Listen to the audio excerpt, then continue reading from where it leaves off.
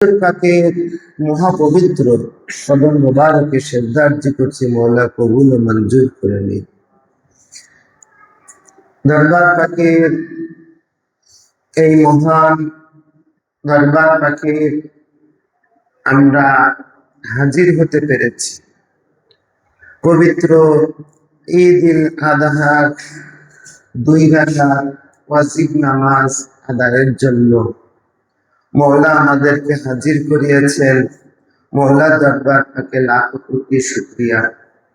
আজকের এই মহাপবিত্র দিনে আমরা গভীরভাবে শ্রদ্ধার সাথে তাজিমের সাথে স্মরণ করছি আমাদের কিবলা, আমাদের কাবা, আমাদের আকা, আমাদের মওলা পীর ও মুর্শিদ পাক হযরত মাওলানা সৈয়দনা সৈয়দ শাহ রশিদ আলী আল কাদরি আল হাসানি আল হুসাইনি আল বাগদাদি বড় হুজুর পাকের পবিত্র কদম মুবারকে সিজদার্জি করছি।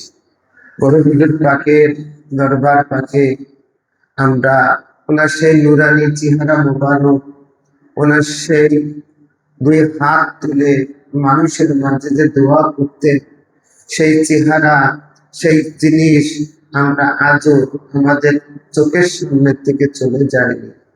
প্রতিটি মুহূর্তে আমরা বড় হুজুর পাককে ইয়াদ করি। আজকে মহাপবিত্র ঈদ উল আযহা, কোরবানির ঈদ। এই দিনে মানুষ ইব্রাহিম আলাইহিস সালামের সুন্নাতকে তাজা করে। ঈদের চাঁদ ওঠার সাথে সাথে মুসলমানেরা, মসজিদের খতিবেরা ইসমাইল আলাইহিস সালামের দুম্বার কথা বলে, ইসমাইল আলাইহিস সালামের কোরবানির কথা বলে। মুসলমানদের মাঝে 2টি মাস গুরুত্বপূর্ণ। একটি হচ্ছে মুহররম মাস, একটি হচ্ছে জিলহজ মাস। জিলহজ মাসটা হচ্ছে মুসলমানদের জন্য বছরের শেষ, মুহররম মাস হচ্ছে শুরু। জিলহজ মাসে ইব্রাহিম আলাইহিস সালাম তার আওলাদকে ধরে নিয়ে সাথে করে নিয়ে জবাইয়ের জন্য নিয়ে গিয়েছিলেন, কিন্তু জবাই হয়নি। আল্লাহ পাক ওখান থেকে তুলে দিয়ে আসমান থেকে একটা দুম্বা চতুষ্পদ জন্তু ওনার জায়গায় বসিয়ে দিলেন, বসিয়ে দিয়ে জবাইটা হয়ে গেল। সেই সুন্নাতটা সারা দুনিয়ার মুসলমানেরা আজকে পালন করছে। দ্বিতীয় যে জিনিসটা, ইসমাইল আলাইহিস সালামের যে জায়গাতে জবাইটা হতে গিয়েছিলেন, ওই জবাইটাকে পরিপূর্ণ করার জন্য 1 মাস পরে 10ই মুহররমে হযরতে ইমাম হুসাইন আলাইহিস সালাম 6 মাসের দুধের বাচ্চাকে কোলে করে নিয়ে গিয়েছে।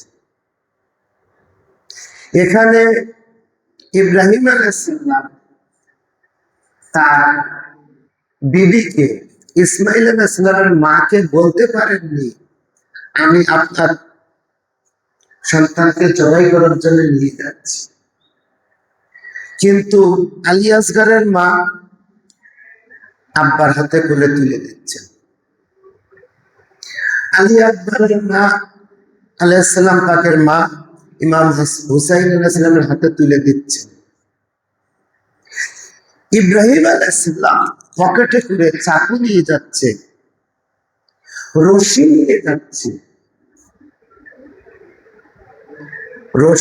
যাচ্ছে, চাকু নিয়ে যাচ্ছে, চোখে পটি বাঁধা কাপড় নিয়ে যাচ্ছে।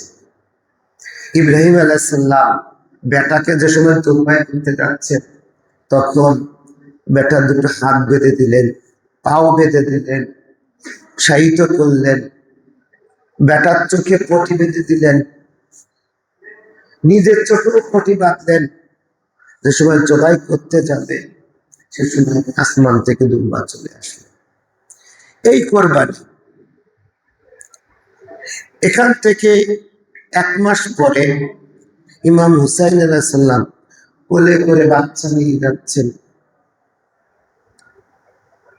তীর এসে এই গলায় লেগে গেল। ইমাম পাক এভাবে টেনে তুলছেন।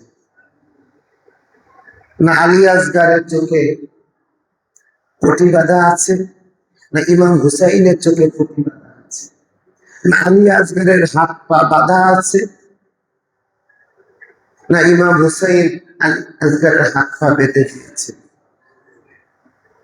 কোরবানিটা দেখেন, এই দুই কোরবানির কারণে আল্লাহ পাক মুসলমানদের জন্য এই যে নামাজের মধ্যে আপনারা যে দরুদ শরীফ পড়েন, এই দুই নবীর কথা বলা হয়েছে আর তাদের আওলাদের কুরবানির কথা বলা হয়েছে। হযরতে ইমাম জয়নুল আবেদিন আলাইহিস সালাম পাক, উনি কারবালার একমাত্র প্রত্যক্ষদর্শী। কারবালা ওনার সামনে হয়েছে, কারবালার পরে ওনাদেরকে নিয়ে যাওয়া হয়েছে, কারবালার পরে জীবিত ছিলেন। এক বান্দা এসে বলছে, মওলা, এই যে কারবালাতে যুদ্ধ হলো,